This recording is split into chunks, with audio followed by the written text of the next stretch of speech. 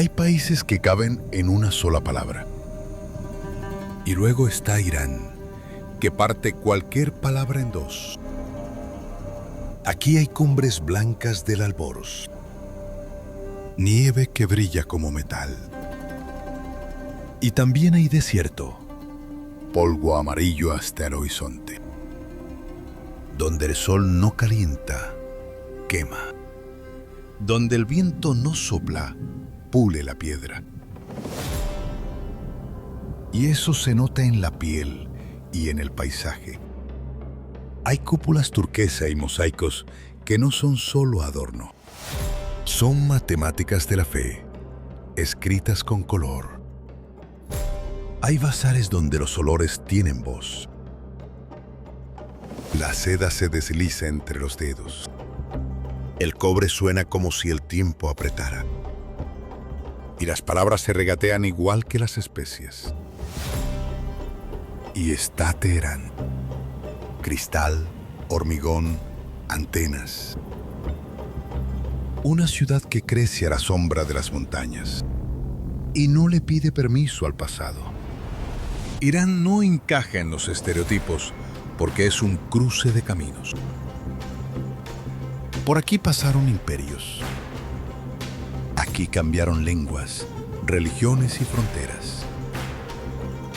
Y la cultura se quedó, capa sobre capa.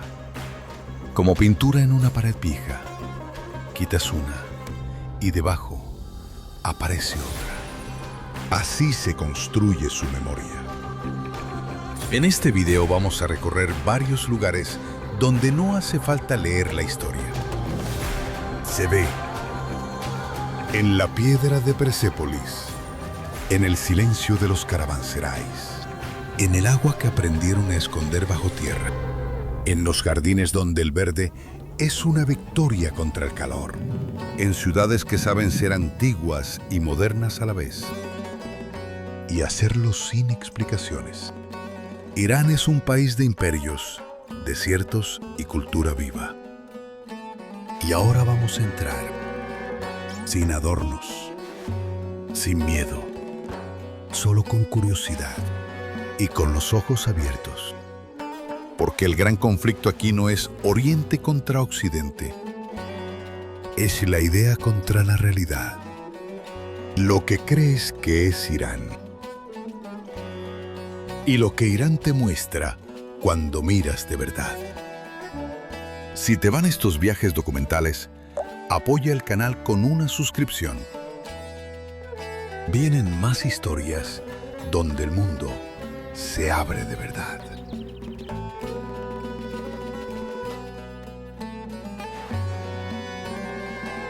Irán no se entiende mirando solo el mapa. En el papel es un país grande entre mares y montañas, pero en realidad es un sistema de paisajes superpuestos, capas que se enciman unas sobre otras.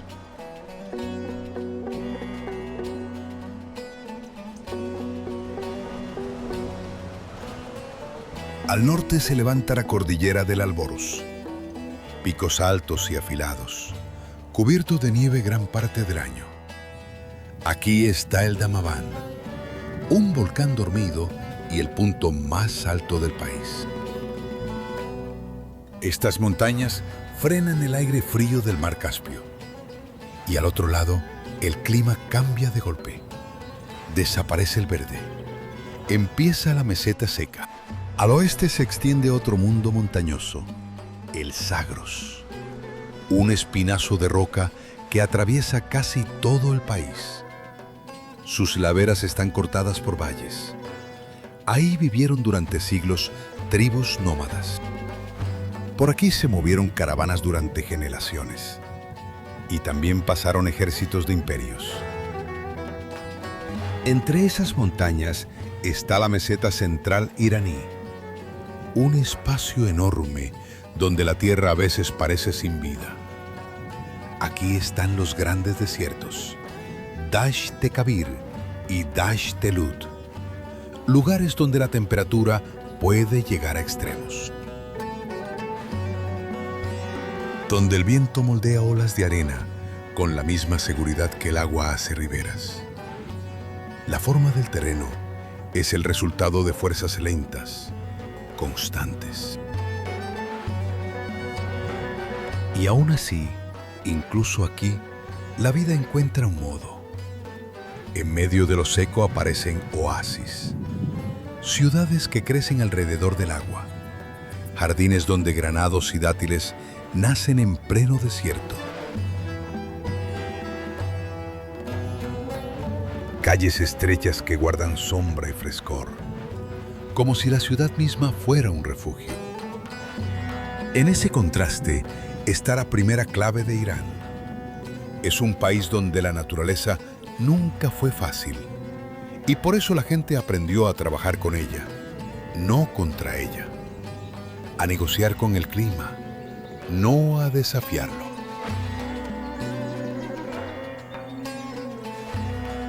Pero la geografía no lo explica todo.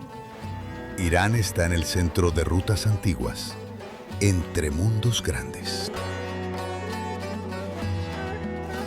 Al oeste, Anatolia, tierras por donde pasaron imperios del Mediterráneo, griegos, romanos, otomanos.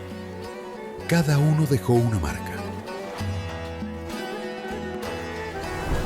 Al este, las rutas de la Ruta de la Seda.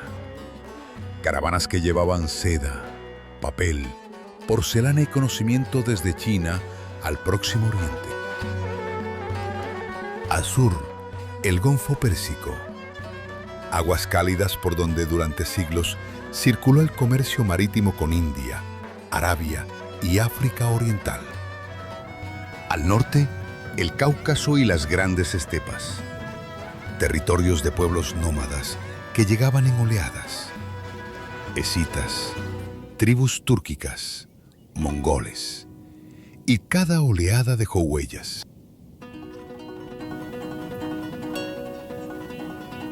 Por eso Irán nunca estuvo aislado. Al contrario, fue un centro de movimiento, un lugar donde las culturas se mezclaban, chocaban, se reemplazaban, y aún así algo se quedaba. Por esos caminos pasaron mercaderes, guerreros, poetas y sabios, y cada uno traía algo nuevo. Pero pese a todos los cambios, Irán mantuvo su propia lógica. Si lo explicas muy simple, hay tres cosas que vuelven una y otra vez: imperios, agua y una fe que muchas veces suena como poesía, como una manera de mirar el mundo. Los imperios daban forma política, construían ciudades, carreteras, palacios, cambiaban fronteras y gobernantes, y dejaban estructuras que duraban siglos.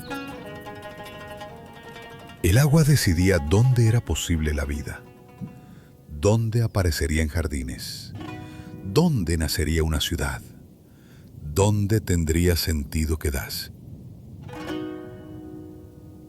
Y la fe, junto con la poesía, moldeaba la forma de pensar. ¿Cómo se habla del amor, de la muerte, del destino, del tiempo? Estas tres fuerzas se entrelazan todo el tiempo. Una ciudad puede nacer por un manantial. Un imperio levanta muros a su alrededor. Y un poeta convierte ese jardín en un símbolo del paraíso. Así funciona Irán. No es solo un país en un mapa. Es un sistema de capas históricas. Montañas que frenan los vientos. Desiertos que enseñan a ahorrar agua. Rutas que traen ideas nuevas. Y si miras con atención, se entiende algo. La diversidad de Irán no es casual. Nace de la geografía, crece con el comercio y se fija en la cultura. Por eso aquí pueden convivir ruinas antiguas, bazares ruidosos, mezquitas silenciosas y megaciudades modernas.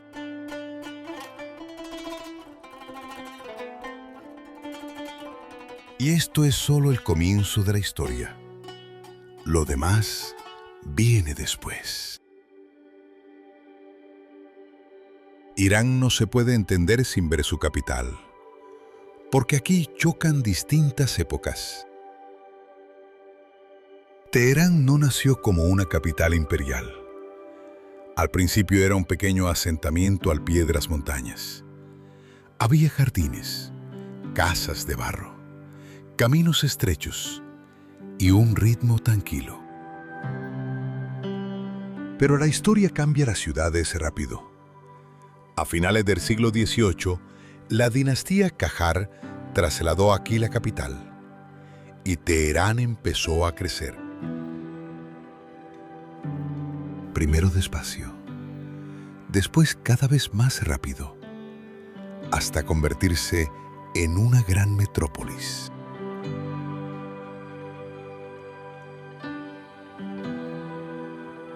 Hoy viven aquí millones de personas. La ciudad se extiende por decenas de kilómetros.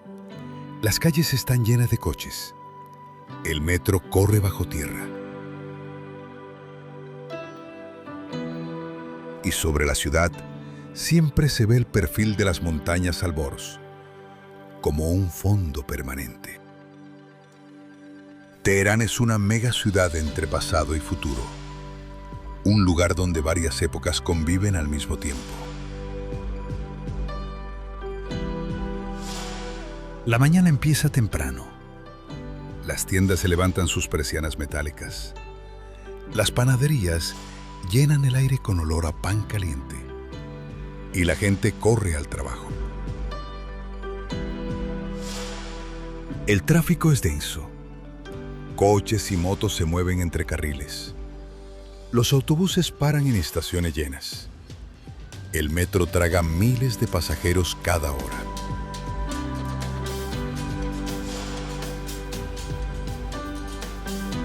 En las aceras aparecen vendedores, teteras, fruta, pan recién hecho. La ciudad se mueve rápido, pero incluso en ese movimiento se siente un ritmo antiguo. Aquí hay universidades, oficinas y empresas tecnológicas. Hay galerías de arte, teatros, cines, cafés llenos de estudiantes.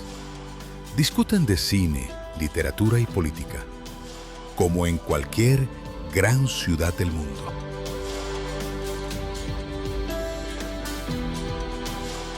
En las librerías se venden volúmenes de poesía persa, textos que se leen desde hace siglos, y al mismo tiempo la ciudad conserva ritmos más antiguos, ritmos que existían mucho antes de los rascacielos. Teherán crece rápido, pero sus raíces son mucho más viejas de lo que parece. En el oeste de Teherán hay un arco que casi todos los iraníes conocen, la Torre Azadi.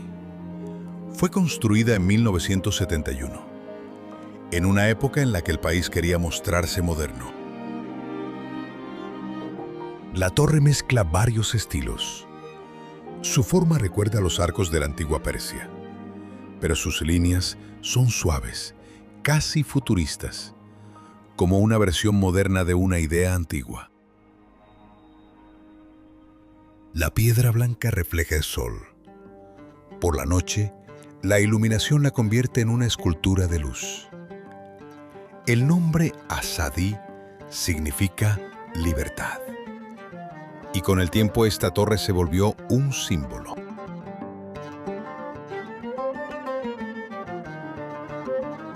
Aquí se celebran fiestas nacionales.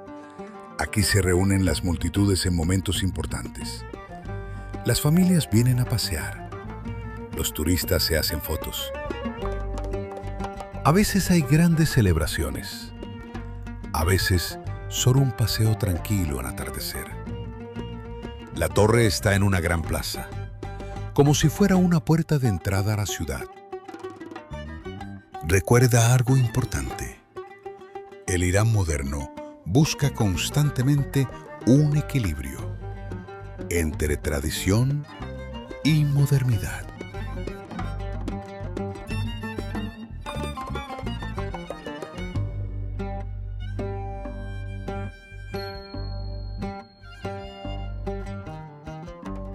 Si la Torre Azadi simboliza el pasado de la modernización, la Torre Milad muestra otro rostro de la capital, uno que mira hacia el futuro y habla el lenguaje de las ciudades contemporáneas. Es una de las estructuras más altas de todo Irán, una aguja delgada que se eleva sobre el horizonte urbano. Desde lejos, parece una aguja que perfora el cielo, como si cosiera la ciudad con las montañas.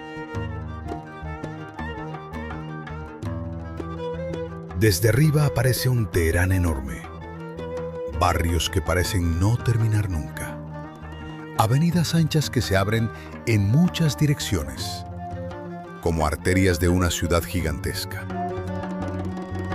Y al norte están las montañas, siempre presentes, incluso cuando la ciudad parece infinita y los edificios llegan hasta el horizonte.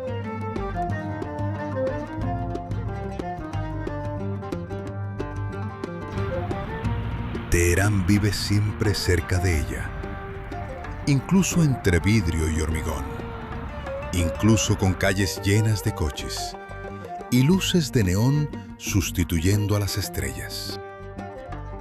La Torre Milad muestra eso desde arriba. Observa la ciudad entera y recuerda que Teherán no es solo historia. Es también un país que intenta avanzar, buscar su lugar en el mundo moderno, sin perder la sombra de las montañas. Montañas que observan la ciudad desde hace miles de años. Pero para entender cómo se formó Teherán, hay que retroceder varios siglos. En el centro de la ciudad está el Palacio de Golestán, uno de los complejos más antiguos de la capital. Fue residencia de los shahs de la dinastía Qajar y durante mucho tiempo fue el centro del poder. Sus patios están llenos de silencio. Las fuentes reflejan el cielo. Las paredes están cubiertas de azulejos coloridos, con patrones complejos. En el interior hay salones de espejos. Miles de pequeños fragmentos reflejan la luz. Cuando un rayo de sol entra por la ventana, las paredes empiezan a brillar. Es una estética persa clásica. Lujo construido a partir de detalles. Pero en Golestán también aparece otra influencia, la de Europa. En el siglo XIX, los shahs viajaron por el continente.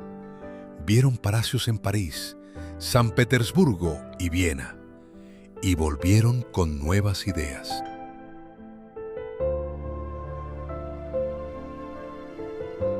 Por eso aquí aparecen elementos europeos, balcones, espejos al estilo occidental, pinturas de inspiración europea.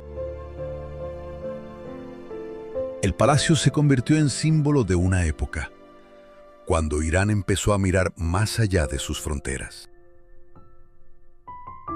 Aquí recibían a embajadores extranjeros. Aquí se firmaban alianzas políticas. Aquí los gobernantes mostraban su poder.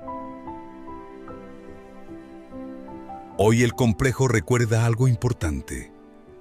La historia de Irán es un diálogo constante entre tradición propia y contactos con el mundo exterior. Si el palacio muestra el poder, el verdadero ritmo de la ciudad está en otro lugar. El Gran Bazar de Teherán no es solo un mercado, es una ciudad dentro de la ciudad. Sus pasillos se extienden por kilómetros. arcos de ladrillo forman galerías largas. La luz entra por pequeñas aberturas en el techo y crea un ambiente especial.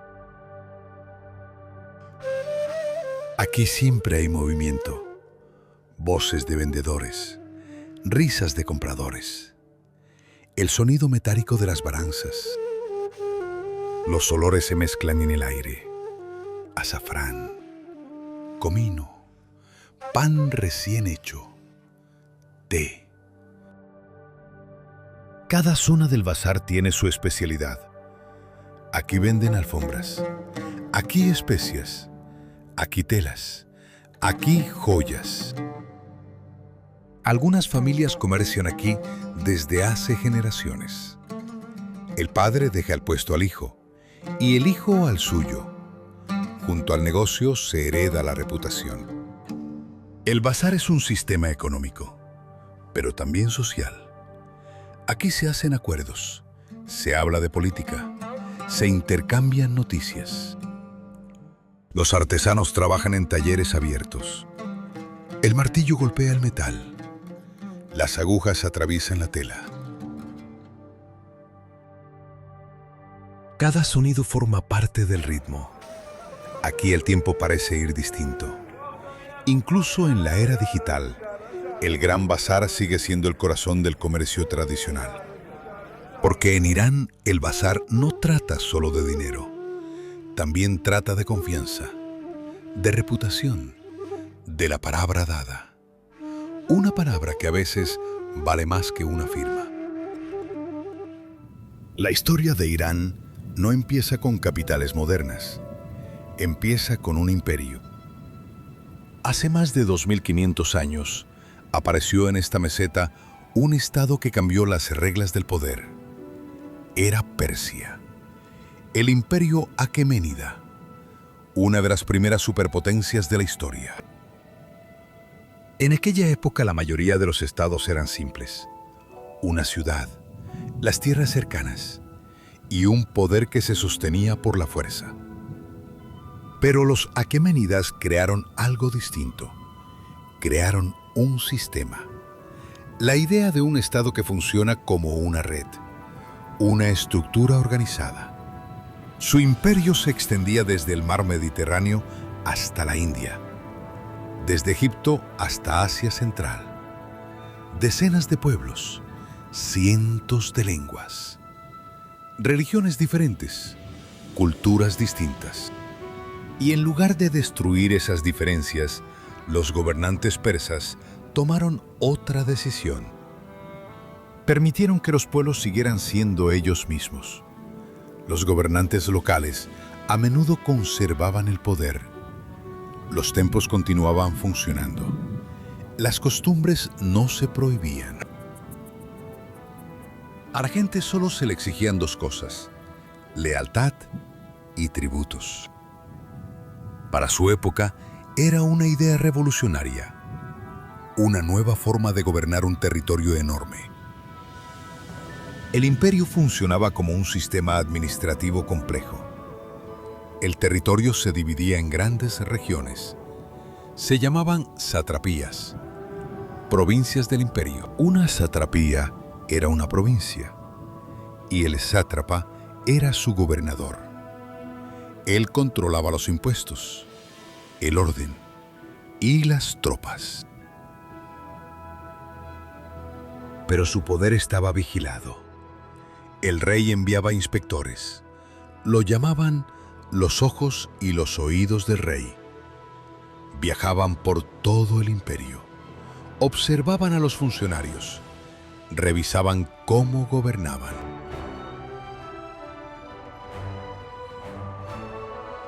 Si un sátrapa se volvía demasiado independiente, podía ser destituido. Era una forma temprana de burocracia. Un sistema político sorprendentemente moderno.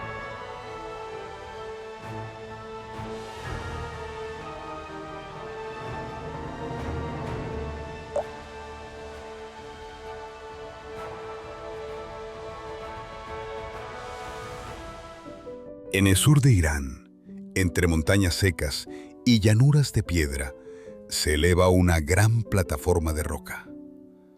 Aquí estaba Persépolis, la capital ceremonial del imperio aqueménida.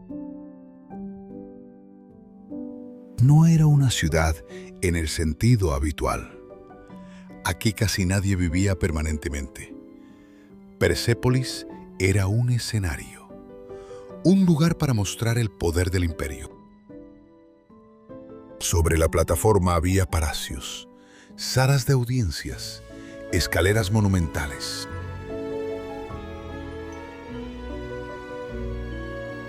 Las columnas se elevaban hacia el cielo. Los techos estaban decorados con esculturas de toros y leones. Cuando embajadores y gobernantes de tierras conquistadas venían a ver al rey, subían por amplias escaleras de piedra. Y en esas escaleras aún se conservan relieves, esculturas talladas en la piedra. Representan a los pueblos del imperio: medos, egipcios, babilonios, lidios, jonios, escitas. Cada pueblo aparece con sus regalos. Algunos llevan telas, otros recipientes, otros conducen caballos. Estos relieves muestran algo importante. El imperio no se veía a sí mismo como un caos de territorios conquistados, sino como un sistema de pueblos diferentes que convergen hacia un mismo centro. La piedra convirtió esa idea en símbolo. Hoy, cuando uno camina por Persépolis, solo ve ruinas, columnas sin techo, escaleras sin palacios. Pero incluso esas ruinas hablan de escala, de ambición imperial. Aquí el imperio celebraba el Año Nuevo persa, la fiesta de Nowruz. En ese día los representantes de los pueblos del imperio traían regalos al rey. Era un ritual de unidad. Aquí llegaban delegaciones de todo el mundo conocido. Aquí el poder se convertía en teatro. Pero ningún imperio dura para siempre. En el siglo IV antes de nuestra era, llegó una nueva fuerza desde el oeste: Alejandro Magno. Su ejército derrotó a los persas en varias grandes batallas y finalmente llegó a Persépolis. La ciudad ya no podía defenderse. Los palacios fueron saqueados y luego comenzó un incendio.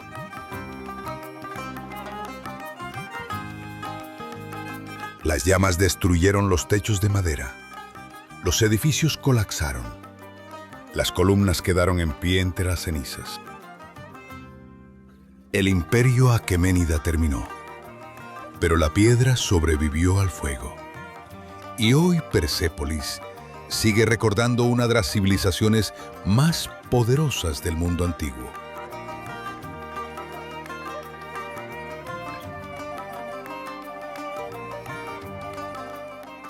A pocos kilómetros de Persépolis hay otro lugar, muy diferente. Aquí no hay palacios, solo una pared de roca, una enorme pared vertical de piedra. En esta roca están talladas las tumbas de los reyes persas.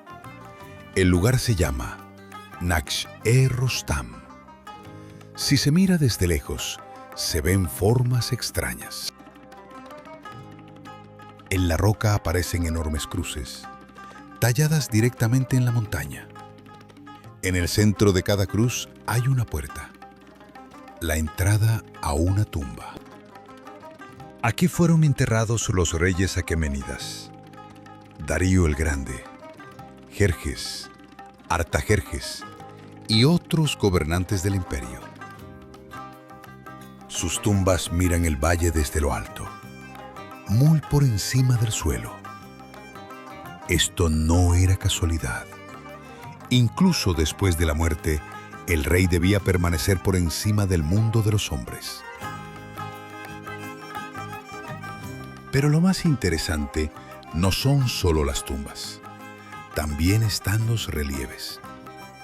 En la roca aparecen escenas de poder. El rey de pie sobre pueblos sometidos. El rey recibiendo apoyo divino. El rey derrotando a sus enemigos. Era una forma de propaganda tallada en piedra. En una época sin periódicos ni televisión, el poder hablaba a través de monumentos. Cualquiera que pasara por este lugar veía esas imágenes y entendía el mensaje. El rey es el centro del mundo. Incluso hoy, estos relieves impresionan.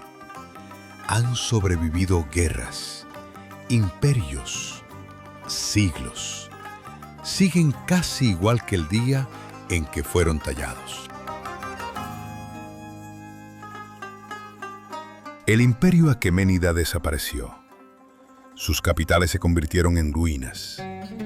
Sus caminos quedaron bajo la arena. Su administración dejó de existir. Pero la piedra quedó. En Persépolis, las escaleras se recuerdan a los pueblos del imperio. En Naxxe-Rostam, las tumbas miran el desierto. Y en esas piedras se ve una idea importante. Los imperios pueden caer, pero las ideas que crean a veces sobreviven miles de años.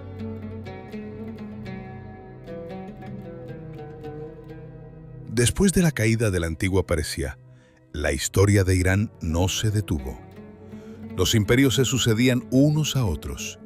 Llegaban nuevas dinastías. Las capitales cambiaban. Pero a veces aparecen ciudades que no solo viven en su época, se convierten en su símbolo. Para Irán, una de esas ciudades fue Isfahán. En otro tiempo, era solo una ciudad más en las rutas comerciales de la meseta central. Las caravanas se detenían aquí para descansar. Los jardines crecían junto al río Sayande. Era un lugar de paso. Pero en el siglo XVI, los gobernantes de la dinastía safávida tomaron una decisión diferente. Querían convertir Isfahán en el corazón de su imperio. El Shah Abbas el Grande trasladó aquí la capital y comenzó a construir una ciudad pensada para impresionar. No solo con ejércitos, no solo con leyes, sino con belleza. Los safávidas entendían algo muy simple. La arquitectura también es una forma de poder. Una ciudad puede convertirse en un símbolo político. Por eso Isfahán no se construyó al azar. Fue diseñada como una composición completa. Las calles se trazaron con perspectiva. Las plazas se planearon como escenarios.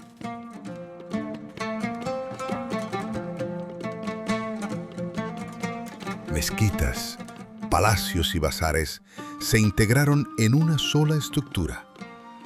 Incluso el agua del río se convirtió en parte del diseño urbano. Cuando los viajeros veían Isfahán por primera vez, muchos repetían la misma frase: Isfahán es la mitad del mundo. En el centro de la ciudad hay un espacio que define todo Isfahán: la plaza Nache Jahan. Su nombre significa imagen del mundo. Es una de las plazas más grandes del planeta.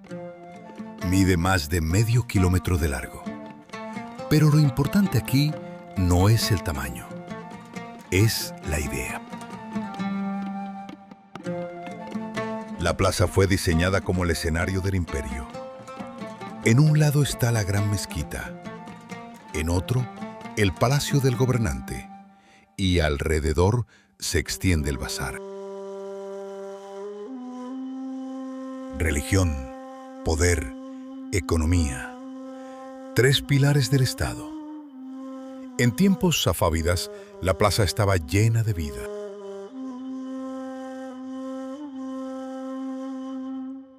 Las caravanas traían mercancías de la India, del Cáucaso y de Asia Central. Los comerciantes abrían tiendas bajo largas arcadas.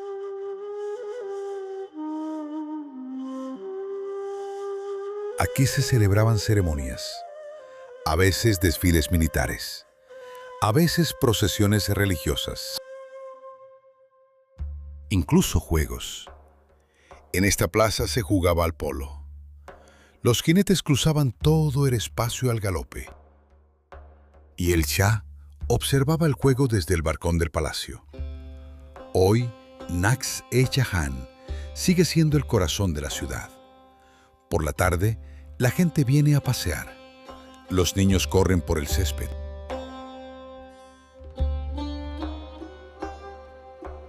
Las familias extienden alfombras y toman té.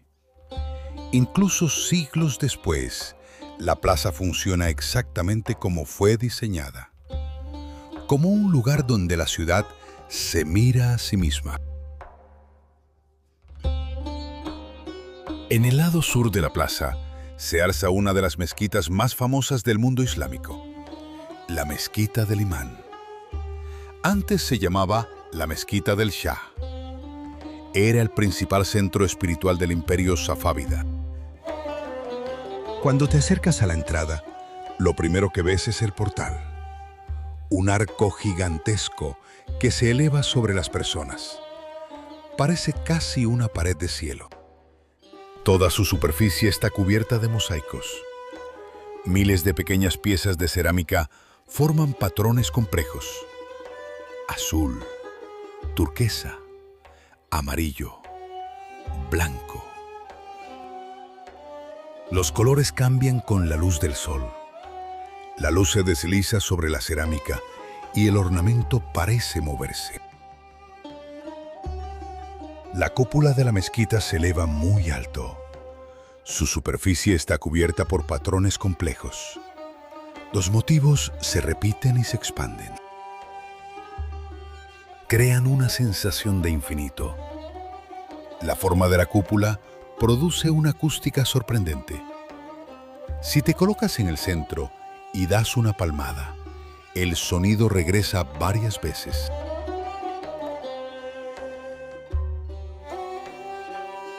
En el lado opuesto de la plaza se encuentra otra mezquita, la mezquita Sheikh Lotfollah. Es más pequeña. Después de la monumentalidad de la mezquita principal, su silueta parece casi discreta. Aquí no hay minaretes altos. No hay un gran patio abierto. No hay largas galerías por donde pasen miles de personas. Esta era una mezquita privada de la corte del Shah. Un lugar destinado no para toda la ciudad, sino para la familia del gobernante y su círculo más cercano. Y precisamente por eso, su arquitectura es aún más refinada.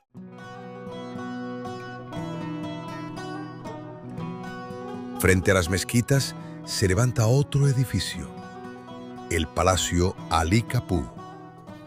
Era el lugar desde donde el Shah observaba la vida de la ciudad. Desde fuera, su fachada parece relativamente simple, pero en el interior, el edificio es mucho más complejo.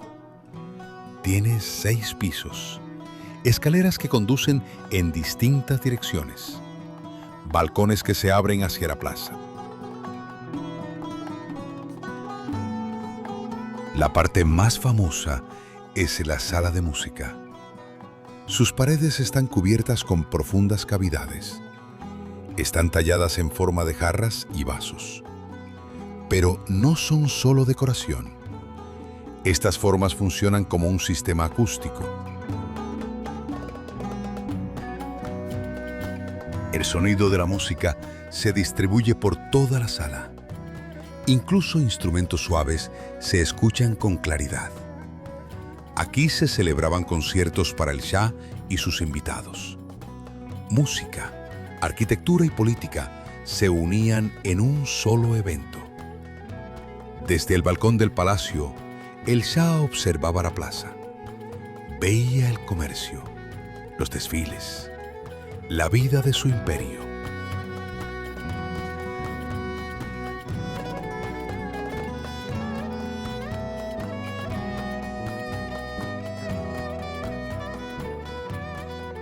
La ciudad de Isfahán es difícil de imaginar sin agua.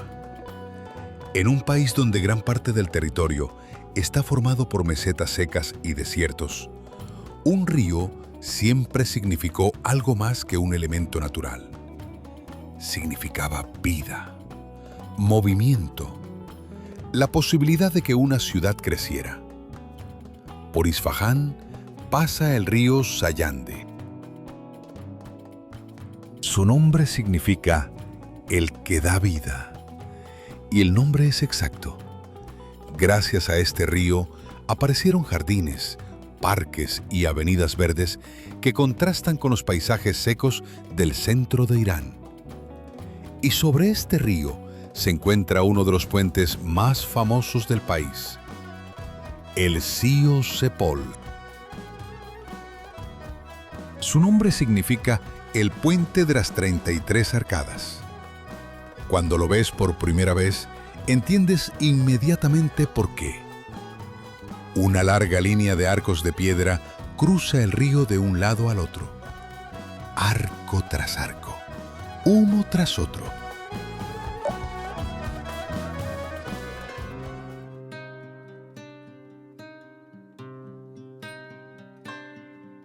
Yazd no grita.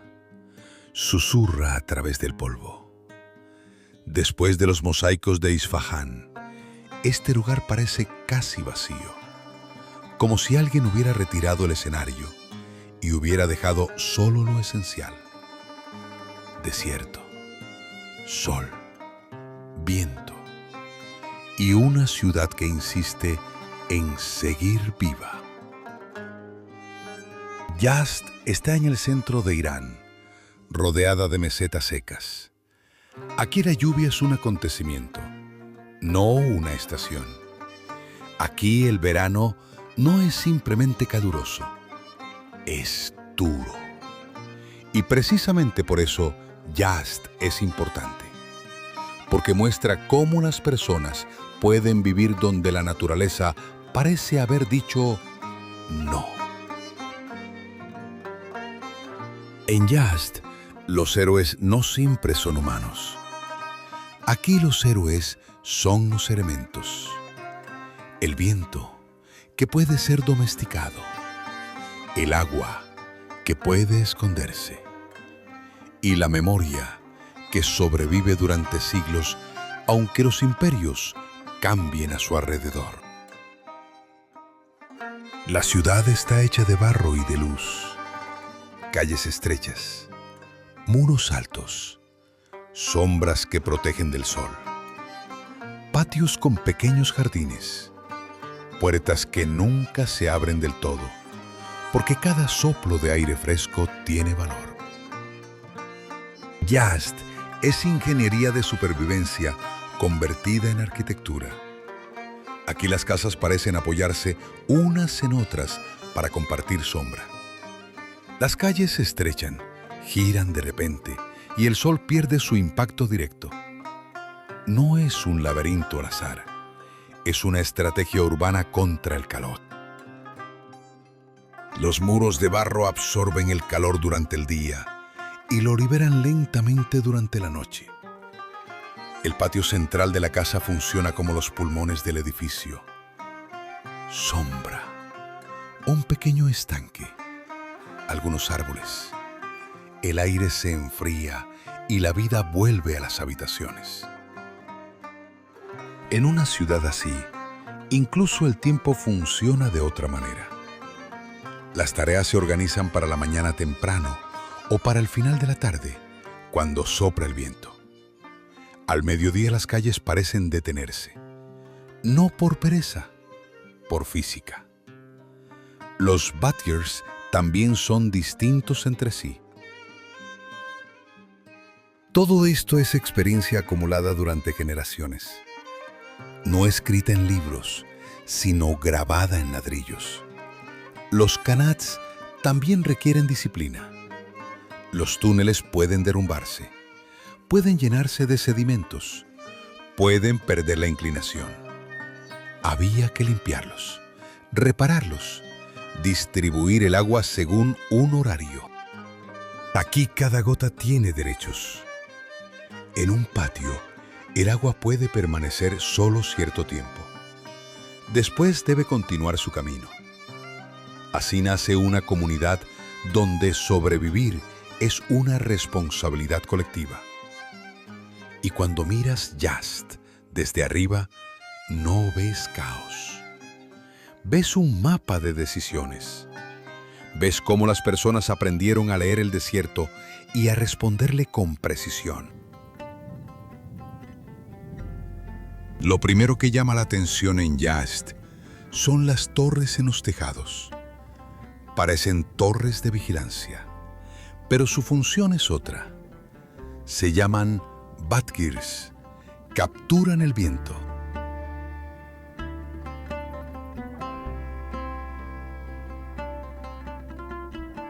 En el desierto el aire puede ser caliente, pero siempre está en movimiento. Y ese movimiento es un recurso. La torre se eleva por encima del techo y tiene aberturas en distintos lados. Cuando el viento sopla, entra en la torre y desciende por un conducto vertical.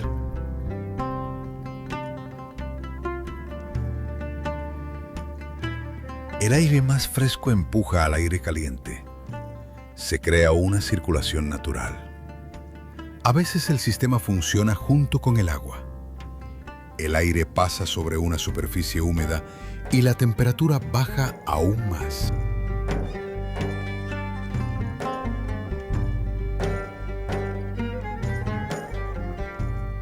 Dentro de la casa, el ambiente se vuelve más fresco, sin electricidad, sin motores, solo geometría y física.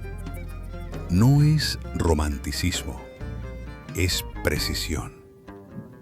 Si el ángulo, la altura o la orientación son incorrectos, el viento deja de ayudar. Pero cuando todo está bien calculado, se convierte en un aliado. En Yazd, el viento no solo sopla, trabaja.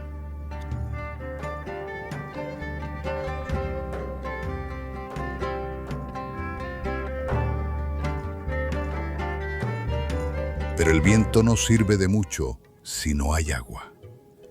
Y en el desierto el agua es el recurso más valioso. El Kanat es una especie de río subterráneo creado por las personas. No es una tubería ni un pozo común. Es una red de túneles que transporta agua desde las montañas hasta la ciudad, utilizando únicamente la inclinación natural del terreno. En las montañas existen capas de agua subterránea. Los ingenieros las localizaban y comenzaban a excavar. El túnel podía extenderse durante kilómetros, casi horizontal, con una inclinación mínima. El agua fluye lentamente, sin destruir las paredes, sin estancarse. A lo largo del túnel hay pozos verticales. Sirven para ventilación, para retirar la tierra excavada y para mantenimiento. Vista desde arriba, esa línea de pozos parece una cadena de puntos en el desierto, como si alguien hubiera cosido el paisaje con una aguja. El Kanat resuelve varios problemas al mismo tiempo. El agua viaja bajo tierra, por lo que no se evapora bajo el sol. Se mantiene relativamente fresca. Y lo más importante, llega de forma constante. Así nacieron las ciudades oasis. No porque fuera fácil vivir aquí, sino porque alguien encontró una manera de hacer posible lo imposible. Cuando el agua llega a la superficie, aparece la vida. Jardines, canales, pequeños estanques en los patios. En Yazd, el agua no es decoración, es la razón de la existencia. Hay otra parte de esta historia, más silenciosa, más difícil de comprender. Las llamadas Torres del Silencio están ligadas al zoroastrismo, una de las religiones más antiguas de Irán. En esta tradición, la tierra, el agua y el fuego se consideran elementos puros. Por eso el cuerpo de una persona fallecida no debía contaminar esos elementos. No se enterraba en la tierra, no se quemaba, no se arrojaba al agua. En lugar de eso existía otro ritual. El cuerpo se colocaba sobre una plataforma circular abierta al cielo. Allí la naturaleza completaba el ciclo. Las aves eliminaban los restos. El sol los secaba. Y con el tiempo los huesos se recogían en una fosa central. Puede parecer duro, pero la lógica no era la crueldad. Era una forma de respeto hacia los elementos naturales. Hoy esta práctica en Irán casi ha desaparecido. Las torres permanecen como monumentos. Recuerdan que en el desierto incluso la muerte seguía reglas de supervivencia. Yazd reúne dos mundos, el técnico y el espiritual. Los Badgirs capturan el viento. Los Qanats traen el agua. Los templos guardan el fuego. Las torres del silencio conservan la memoria de creencias antiguas. Todo habla de lo mismo. Las personas aquí no luchaban contra el desierto. Aprendían a negociar con él, a leer el viento, a escuchar la tierra, a proteger cada gota de agua.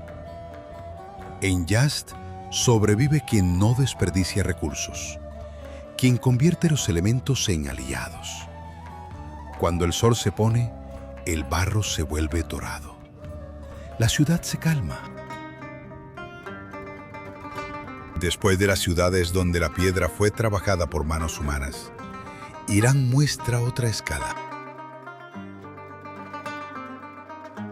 Hay lugares donde la arquitectura desaparece, donde no hay cúpulas, ni arcos, ni bazares. Incluso las carreteras parecen temporales. Allí empieza el desierto.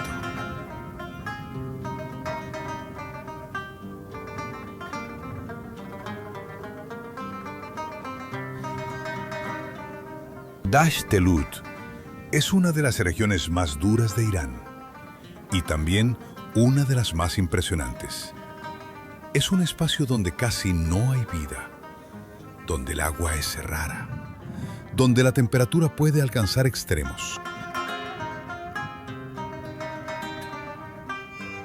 Los satélites que miden la temperatura de la superficie de la Tierra han registrado aquí algunos de los valores más altos del planeta.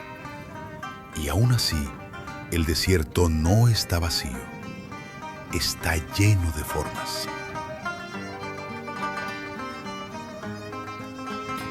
Huella del viento. Huella del tiempo. Huella de la geología que trabaja más lento que cualquier civilización humana.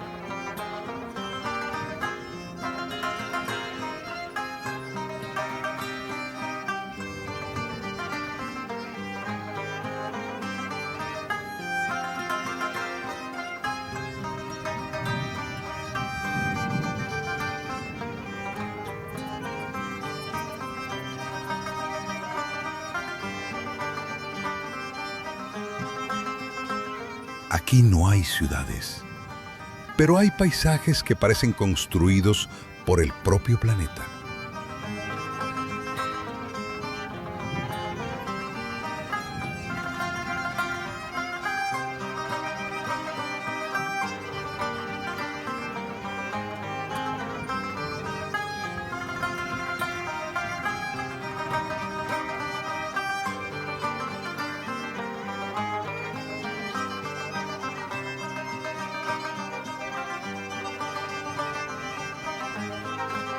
En el corazón del desierto hay uno de los paisajes más extraños de Irán, los Kaluts.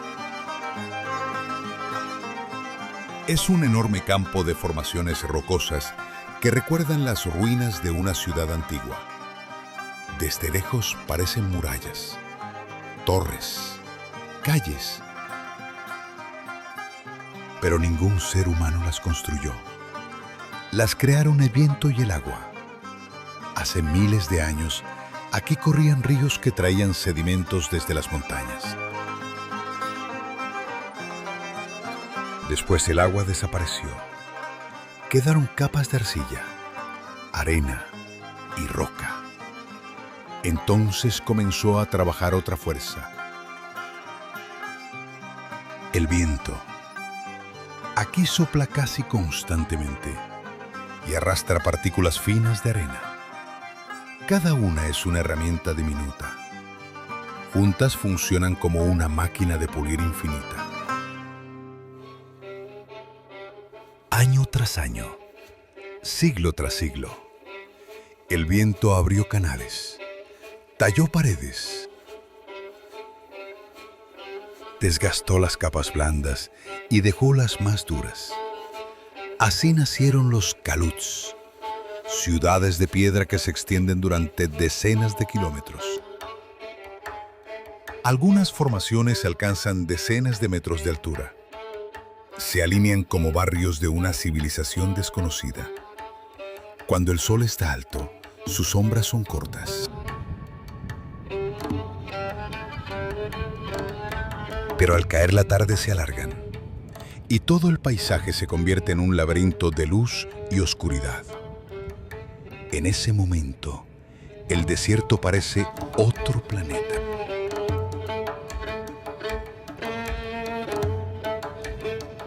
En Daştelut, el calor no solo se siente, también se ve. Al mediodía el aire empieza a temblar. Sobre la superficie aparecen ondas, como si un océano invisible flotara sobre la tierra. Es el resultado de la diferencia de temperatura. La arena y las rocas se calientan más rápido que el aire. El calor sube. Las capas de la atmósfera se mezclan. La luz atraviesa ese aire en movimiento y se distorsiona. Las formas de los Kaluts empiezan a vibrar. Las líneas se vuelven borrosas. Las figuras lejanas parecen espejismos. En el desierto incluso la vista puede engañar. El horizonte parece más cercano de lo que es. Las distancias confunden. Por eso viajar por estos paisajes siempre fue difícil. Las caravanas avanzaban lentamente. Buscaban puntos de referencia. Caminaban sobre todo al amanecer o al atardecer, porque durante el día el desierto casi no permite moverse. Cuando el sol empieza a bajar, Daştelut cambia. La temperatura desciende. El aire se vuelve más tranquilo. Es el mejor momento para observar el paisaje. Las sombras de los Kaluts se alargan, se extienden sobre el suelo. Y de pronto aparece la verdadera escala. Lo que durante el día parecía solo un relieve irregular, se transforma en un mundo de piedra. Torres, escalones, pasajes estrechos. La luz toca las cimas de las formaciones, mientras las bases quedan en la sombra. El contraste se vuelve intenso. Fotógrafos y viajeros esperan este momento, porque el desierto parece despertar. Los colores se vuelven más profundos.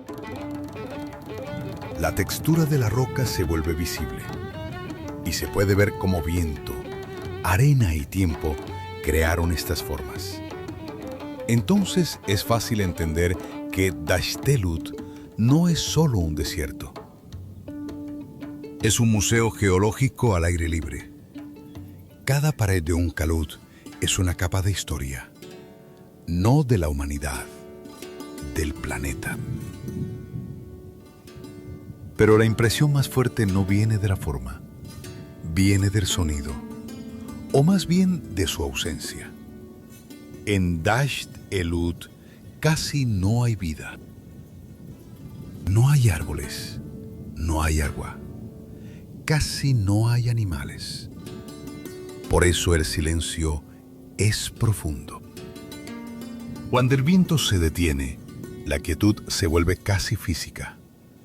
No hay ruido de ciudad, no hay insectos, solo espacio y tu propia respiración. Para muchas personas, este silencio es extraño. Hace sentir la escala del lugar. Aquí es fácil entender lo pequeña que es la vida humana comparada con el tiempo geológico. Y lo cortas que son nuestras historias comparadas con la historia de la Tierra. Por eso, Dasht Elut es importante para entender Irán. Porque este país no es solo cultura y ciudades, no solo palacios y mezquitas, también es espacio. Paisajes que moldearon la vida de las personas. Los desiertos obligaban a buscar agua. Las montañas creaban fronteras naturales. Los oasis se convertían en centros de comercio. Incluso hoy estas fuerzas naturales siguen siendo parte de la historia del país. Dasht Elut recuerda algo simple. La naturaleza de Irán puede ser tan impresionante como su arquitectura.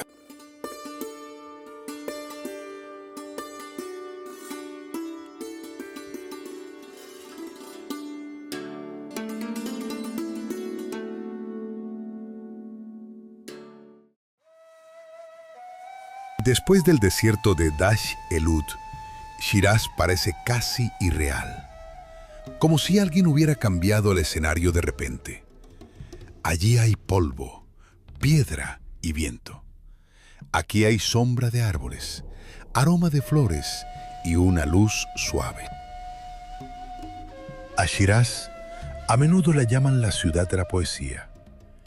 Y no es solo una frase bonita.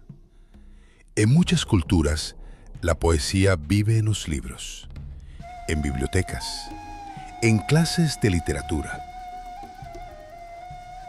En Shiraz es diferente.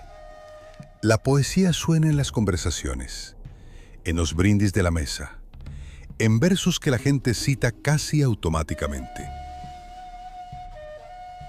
Aquí la poesía no es algo de museo, es parte de la vida diaria. Tal vez por eso la ciudad parece más tranquila que otras. La gente no corre como en las grandes metrópolis. Pero tampoco hay el silencio del desierto. Shiraz respira de otra manera. Es una ciudad de jardines, luz y memoria. Un lugar donde la cultura no se exhibe.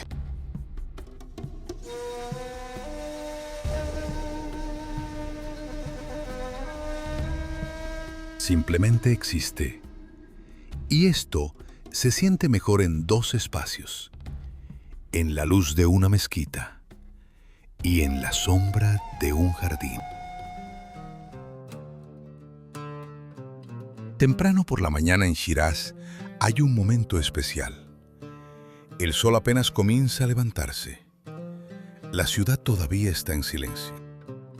Los primeros rayos de luz tocan la fachada de la mezquita Nasir al-Mulk. Desde fuera parece bastante discreta. Piedra, arcos, ornamentos tradicionales. Pero el verdadero milagro empieza dentro. La pared oriental de la mezquita está cubierta con grandes vitrales. Cuando el sol atraviesa el vidrio de colores, la luz se dispersa por el suelo. Manchas rojas, azules, amarillas, verdes, se mueven lentamente sobre las alfombras. Y parece que el edificio empieza a brillar desde dentro. No es solo un efecto decorativo. Los arquitectos trabajaron con la luz de manera consciente. Sabían cómo se mueve el sol durante el día. Sabían desde qué ángulo entraría en el edificio. Durante ciertas horas, la mezquita se transforma en un mosaico vivo de colores. La gente entra en silencio. Algunos toman fotografías. Otros simplemente se sientan y observan. La luz cae sobre las manos, sobre las paredes, sobre las alfombras. En ese momento se entiende algo importante de la cultura persa. En la poesía, la luz simboliza conocimiento, amor, presencia divina. Aquí ese símbolo se vuelve físico. La luz no se describe con palabras, se puede ver. La mezquita Nasir al-Mulk muestra una característica esencial de la cultura persa. La belleza no siempre es ruidosa. A veces trabaja en silencio, a través de los detalles, a través de la luz, a través de un momento concreto. Por eso la gente vuelve aquí una y otra vez, porque cada mañana es un poco diferente. La luz nunca se repite exactamente igual.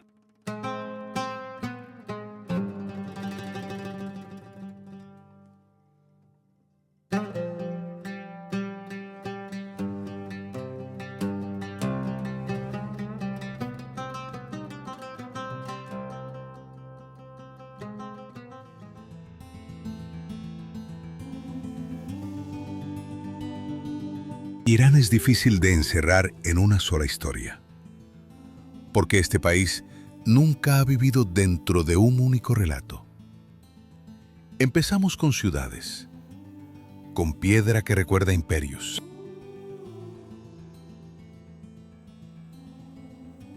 Persépolis mostró cómo la antigua Persia construía el poder a través de símbolos, escaleras monumentales, relieves, plataformas gigantes.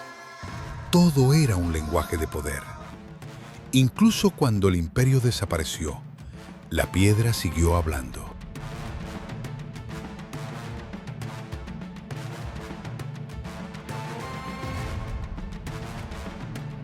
Después llegó otra época, otros gobernantes, otro estilo. Isfahán mostró cómo un estado puede usar la belleza como forma de política. La plaza, las mezquitas, los palacios y los puentes forman una sola composición. Aquí la arquitectura se convirtió en un lenguaje de orden y armonía. Pero Irán no es solo historia de imperios. Hay otra línea en este país, más silenciosa, pero igual de importante. La línea de la supervivencia. En Yazd, vimos una ciudad que aprendió a vivir en el desierto. Las torres Badhir atrapan el viento. Los qanats llevan agua bajo tierra. Es una ingeniería creada no para impresionar, sino para vivir. Aquí cada gota de agua tiene valor. Cada soplo de viento se usa con precisión. Gracias a estas soluciones, aparecieron ciudades en medio de la meseta seca. Pero también hay otra cara de Irán, tal vez la más sutil: la belleza como forma de mirar el mundo. En Shiraz, la poesía vive en el lenguaje cotidiano. En los jardines, el agua y los árboles crean espacios de calma.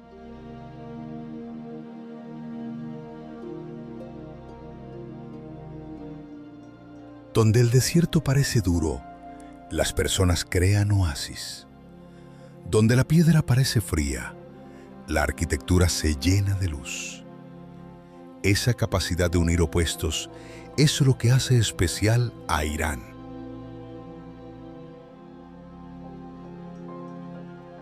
Los imperios llegaron y desaparecieron. Las rutas cambiaron de dirección. Las ciudades se reconstruyeron. Pero la cultura siguió viva. En el idioma, en los jardines, en la luz que cae sobre los mosaicos.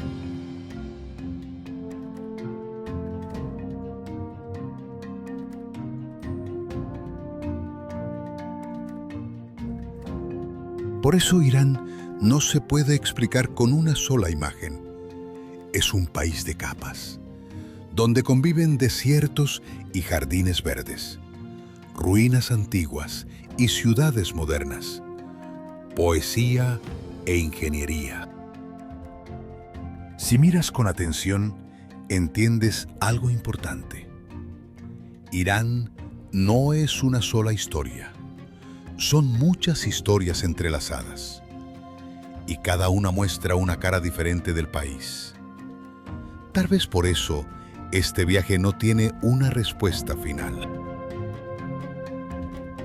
Porque cada persona que ve Irán descubre algo propio. Ahora queremos escucharte. ¿Qué lugar de Irán te sorprendió más? Escríbelo en los comentarios. Y si te gustan estos viajes documentales, apoya el canal con una suscripción. Aún quedan muchas historias por contar.